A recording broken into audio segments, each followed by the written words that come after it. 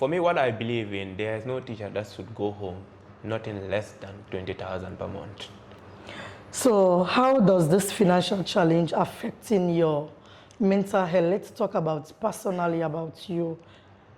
Yeah, about mental health, we live up to this. That is, you are prepared for it even before you start, because you yourself know that what you are going to receive at the end of the day will not be enough. But again, you cannot just sit down without engaging yourself into something. At least getting little is better than none.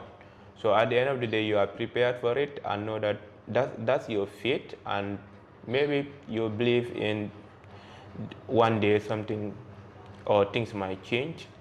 But as of now, almost it's across. It's not only about me. All teachers are struggling, and absolutely it do affect you both in your classroom participation, in your workplace, and the way you live with your families, because everybody want to live in a dignified life. Everybody want to enjoy. Everybody want to work in a place that at the end of the day you earn something that can sustain you, sustain your family, and build a better future for your kids and for your family.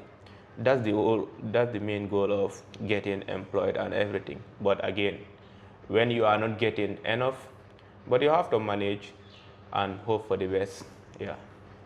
So how do you think, despite with all those challenges that you guys are facing as teachers in the Gambia, what do you think that you are going to able to navigate these challenges? Despite these are the challenges you people are facing, what are some of the navigating that you are going to put for you to able to navigate these challenges and trying your best towards the students? Yeah. Let me say this. When it comes to commitment, I think teachers are the most committed people in this country, despite all the challenges they face. But you see them in the school, they are very, very happy. They are willing to go extra mile. In fact, with the little pay, teachers organize extra classes for students, at times at free cost, without charging the student anything, just to engage the student, to better their life, give them the education they deserve. So teachers are really committed about this. The salary challenges is one thing, the workplace challenges also is another thing, but despite all that, you hardly see that in the face of teachers, especially when they are with their kids, because teachers always love their students, and all they want is to have the best students, give them the education they need, and at the end of the day produce good results. But again, with these challenges, it's always difficult, but again, teachers love what they are doing. Teachers love teaching. Okay. So as your opinion as a teacher, what do you think should be the minimum range of salaries for teachers in the Gambia? Oh, all right. For me, what I believe in, there is no teacher that should go home nothing less than 20,000 per month. At least a PTC holder should, at least people that are teaching in the primary school should go home with nothing less than 20,000. But again, how many teachers here are going home with 20,000 per month? You can count them, in fact. So that's it. My opinion is PTC holders should go home at least 20,000, and those with degrees should at least go home more than 30,000 plus at the end of the month. At least that is not enough.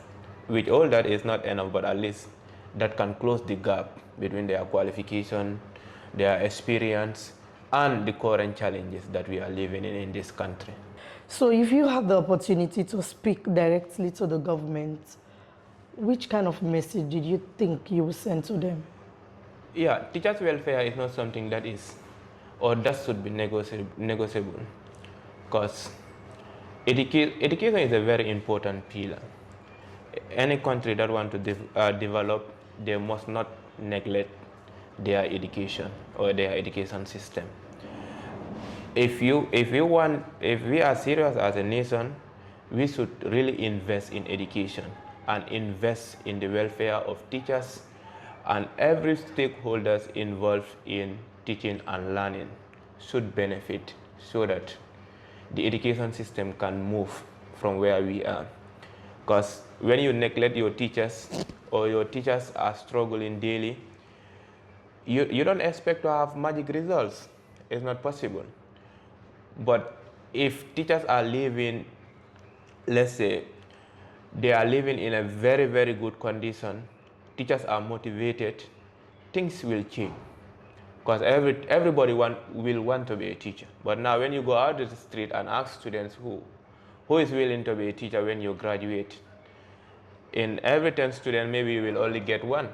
Because nobody wants to face these challenges that teachers are facing every day in this country.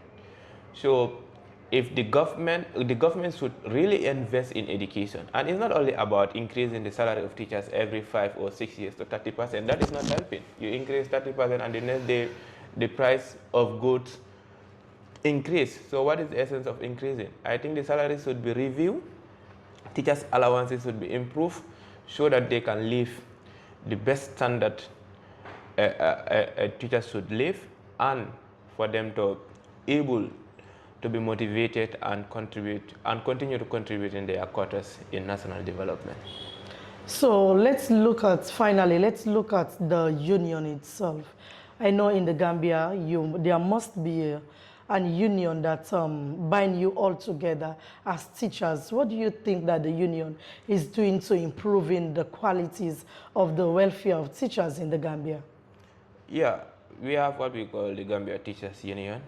Just recently they did a very, very good about those teachers that were transferred in other schools and the principal that was demoted. That's a good thing. But I think they really need to do something about the welfare of teachers, especially what teachers are taking home at the end of the month.